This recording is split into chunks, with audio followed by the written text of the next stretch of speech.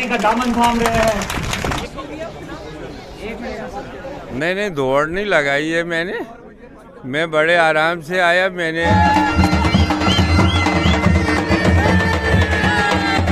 ये 370 ये 35 अरे 370 बजा के अब ये बाहर आए तो अब तूफान खड़ा कर देंगे। ये बात करेंगे रियासत के अवाम की बहाली की और रियासत के अवाम के जो मसाइल हैं उनकी, लेकिन किसी ने कोई बात नहीं की।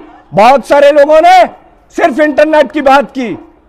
मेरे बुजुर्गों और नौजवान साथियों, जब मोहतरमा महबूबा मुफ्ती साहिबा जेल से रिहा हुई सबसे लंबा अरसा, और वो भी कैसे हुई, ये लोग कुछ छांट गांठ करके आए कि नहीं आए खुदा जानता है, आप खुद फैसला करेंगे। लेकिन मोहतरमा महबूबा मुफ्ती का मसला जब यूएनओ के अंदर इंटरनेशनल प्रेशर आया हिंदुस्तान की सरकार पे कि एक वजीर आला है और खातून है, आपने इतना लंबा अरसा क्यों उनको जेल में रखा हुआ है, फिर उनको रिहा किया गया। अब हम सारे आपकी तरह ही सोचते थे बेग साहब फरमाएंगे। हम सबको भी लग रहा था कि यहां पे बड़े बड़े तुर्रम खान, यहां पे बड़े बड़े जो लीडरान हजरात हैं, उन्होंने भी किसी ने कोई बात नहीं की हमारी मोहतरमा महबूबा मुफ्ती साहिबा क्या बात करेंगी। लेकिन जब वो बाहर आई तो उन्होंने कहा कि 370 भी वापस लेंगे, 35 भी वापस लेंगे। चनाब के अंदर जो पानी पैदा होता है, यहां से बिजली पूरे हिंदुस्तान को तकसीम होती है, पूरा हिंदुस्तान हमारी बिजली की वजह से चलता है। वो पानी भी वापस लेंगे, वो बिजली भी वापस लेंगे। आज आपके जंगलात पे कब्जा हो रहा है, वो जंगलात भी वापस लेंगे। आज आपकी जमीनें छिन रही हैं, कठुआ के अंदर जमीनें छिन रही हैं, आपके यहां पे जमीनें छिन रही हैं, वो जमीनें भी वापस लेंगे। अरे नदी नालियों पे, नदी नालों पे, इन आबशारों पे आपका हक है। आप रियासत जम्मू व कश्मीर के बाशिंदे हैं और मैं अपनी बिरादरी से गुजारिश करना चाहता हूं, गुजर बिरादरी नाल मैंने साबित करके दसो किसी दूसरी पार्टी ने। आज बीजेपी दावा करे हमने गुजरों को फॉरेस्ट राइट एक्ट दिया, पूरी रियासत के अंदर बदनाम करके तार छुड़िया। मुझे एक केस बता दीजिए फॉरेस्ट राइट एक्ट का जो गुजरों को दिया हो। यह सब झूठ है। जब तमाम हिंदुस्तान की एजेंसीज ने मैडम बात करने से नहीं बाज आई, तमाम एजेंसीज पीछे लगाई। हिंदुस्तान की सबसे बड़ी अखबार ने सर्वे किया और बताया कि हिंदुस्तान के अंदर 3 ऐसे चीफ मिनिस्टर हैं जिनके पास सबसे कम प्रॉपर्टी है। मानिक सरकार और ममता बनर्जी साहिबा के बाद मोहतरमा महबूबा मुफ्ती साहिबा को वो एजाज हासिल है। अरे उनके पास दौलत नहीं है, जम्मू मेरी लीडर के पास जम्मू में एक मरला जमीन भी नहीं है।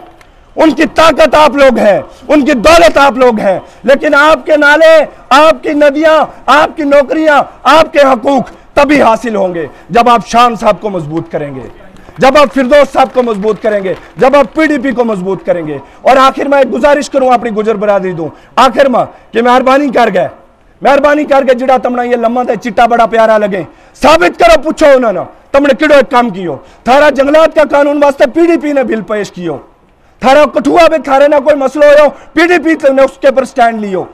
थारे पर रोज जुल्म होया, कश्मीर में थारा टारा चाड़िया, कोई थारा एमएलए किसी को लीडर नहीं गयो। मोहतरमा महबूबा मुफ्ती साहिबा बर्फ लगी में मौत गई। इन चीजों ने सोचो और तमाम लोगों के अंदर लेके गल करो। बहुत बहुत शुक्रिया, खुदा हाफिज। ये वो पीढ़ी है जिसका बचपन बंदूकों के साए में गुजरा है। ये वो पीढ़ी है जिसने अपनी जवानी में अपनी इज्जत को लुटते देखा है। ये वो पीढ़ी है जिसने अपनी जवानी में अपनी शिनाख्त को अपने से छीन कर देखा है, जो पूरी रियासत जम्मू कश्मीर को इस जुल्म और जबर से आजाद करेगा। ये हम सब लोग जानते हैं, हुकूमतों का काम लोगों को इंसाफ देना है। हुकूमत है जो मरकजी सरकार हम पर तसल्लुत है, वो मरकजी सरकार लोगों की मुश्किलों में इजाफा कर रही है। मुईद शान साहब जो गूल से ताल्लुक रखते हैं और शान साहब के फर्जंद हैं, वो आज हमारे यूथ ब्रिगेड में शामिल हो रहे हैं।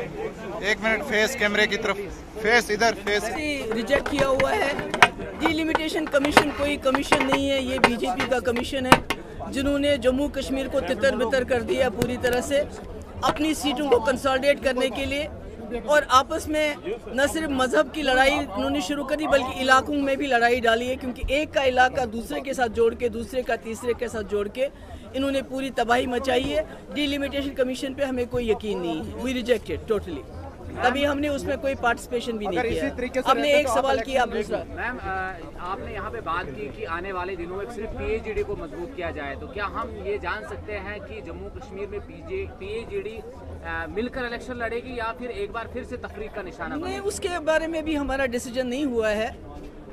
जब डिसीजन होगा तो आप लोगों को बता देंगे, अभी कोई डिसीजन नहीं हुआ है। आज का जो दौरा था आपका, क्या ये इलेक्शन जो प्रोसेस अभी शुरू हुआ है उसके रिलेटेड दौरा था या आप ऐसे? नहीं, आपको पता है मैं पहले भी आती रही हूँ। इलेक्शन से मेरा कोई इसमें कोई नहीं है। इलेक्शन जब अनाउंस होंगे तब देखेंगे। पर आज मैं लोगों के पास आना चाहती हूँ। ये लोग बड़े परेशान हैं, बड़ी मुसीबत में, खासकर जवान लोग जो हैं, जो यूथ है, वो बहुत ही ज़्यादा मायूसी का शिकार हो गए हैं। तो उनके पास आके उनको बता के कि भाई हम हैं, आपको मायूस होने की ज़रूरत नहीं, उसीलिए हम यहाँ आए हैं।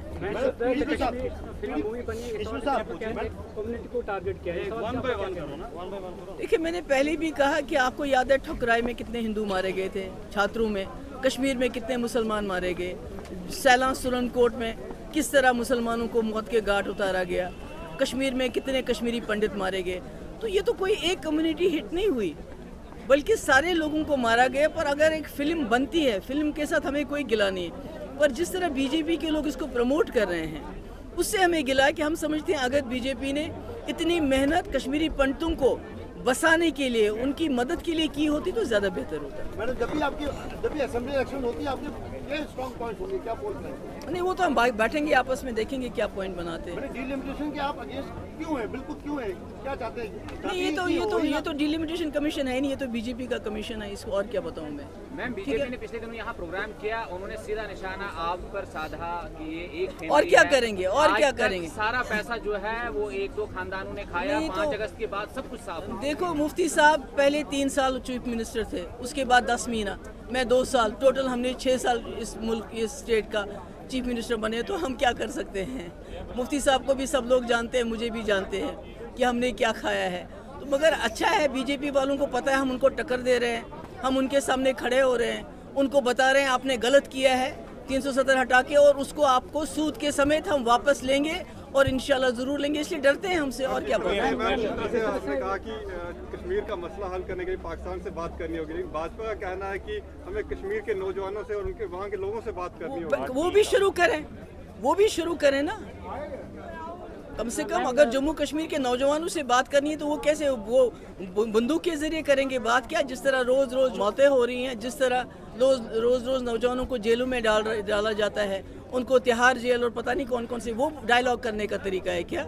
हम तो यही कहते हैं कि ये डायलॉग का तरीका नहीं है, ये ज़ोर ज़बरदस्ती नहीं चलेगी। आपको जम्मू कश्मीर के नौजवानों को you will have to reach out to them, और डिग्निटी के साथ और ऑनर के साथ। और पाकिस्तान इज़ हकीकत, उसको क्या करेंगे? अटल बिहारी वाजपेयी जी भी चले गए वहाँ, मोदी जी भी चले गए, तो इसमें इनको बुरा क्यों लगता है जब हम कहते हैं? नहीं, दौड़ नहीं लगाई है मैंने, मैं बड़े आराम से आया। मैंने पूरी जांच पड़ताल की, जिस तरह महबूबा मुफ्ती जी जो प्रेसिडेंट है पीपल डेमोक्रेटिक पार्टी की, जो इन्होंने एक जंग शुरू की है लोगों के लिए, खासकर जो इंस्टीट्यूशंस हैं जो जम्मू कश्मीर में तबाही कर रहे हैं, जैसे डिलिमिटेशन कमीशन है, तो यही हमारा मानना था। कहीं ना कहीं बाकी पार्टियों का रुख थोड़ा सा नरम सा दिख रहा था एज कम्पेयर टू PDP।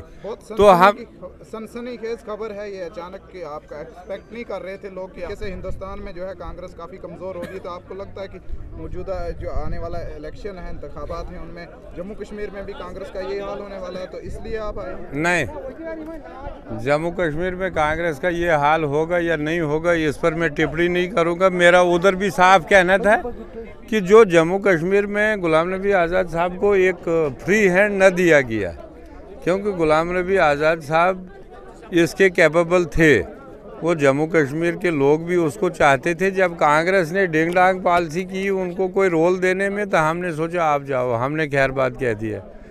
हम तो आज़ाद साहब की इज़्ज़त एहतराम करते हैं और उतनी ही इज़्ज़त करते हैं, बल्कि उससे ज़्यादा करेंगे। वकार साहब उनकी की भी करेंगे, क्यों नहीं करेंगे। उसके बाद हमारे एक्स सरपंच सलील पिडार साहब,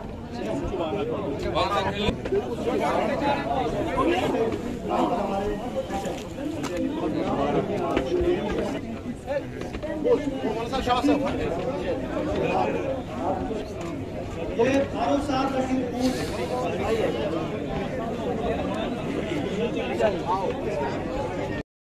आज तो स्पेशली यूथ कन्वेंशन था हमारा, चिनाब वैली का रखा था हमने कि रामन की सरजमीन में आज पहली बार ये यूथ कन्वेंशन जो हुआ, ये बस नौजवानों के अंदर ये आवाज़ जो है हमारी पार्टी प्रेसिडेंट महबूबा मुफ्ती की है, इन तक पहुंचाने का मेन मकसद है। आज हमारा मकसद कोई ये नहीं है कि इलेक्शन आ रहे हैं, कुर्सी हमारा मिशन है, नहीं।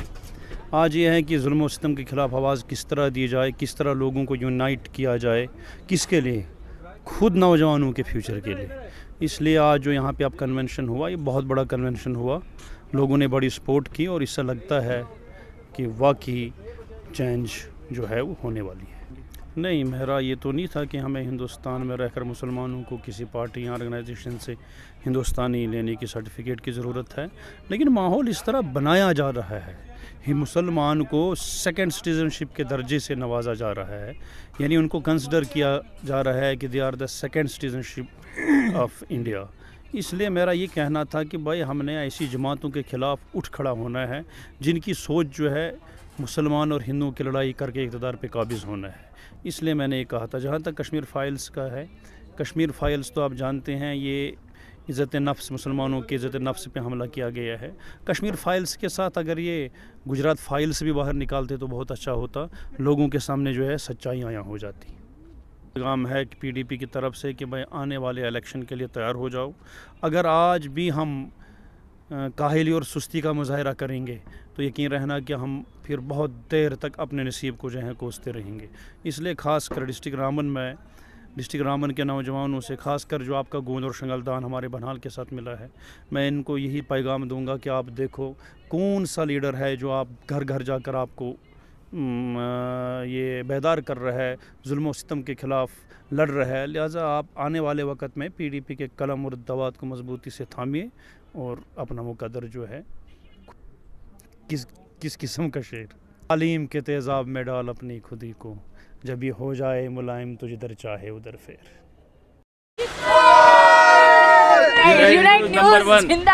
उस्मान कम्युनिकेशन गूल, जहां हर किस्म के इलेक्ट्रॉनिक आइटम मुनासिब कीमतों में दस्तयाब हैं, जैसे fridge, washing machine, geyser, mobile phone, solar light, inverter battery, LED, rice cooker वगैरह।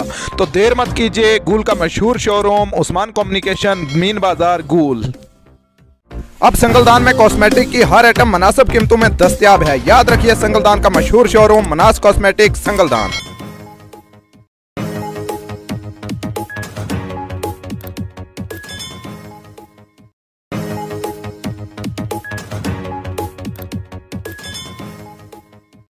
This is the Unite News Urdu. I highly recommend you people, like whosoever is watching me, to follow them. Thank you so much.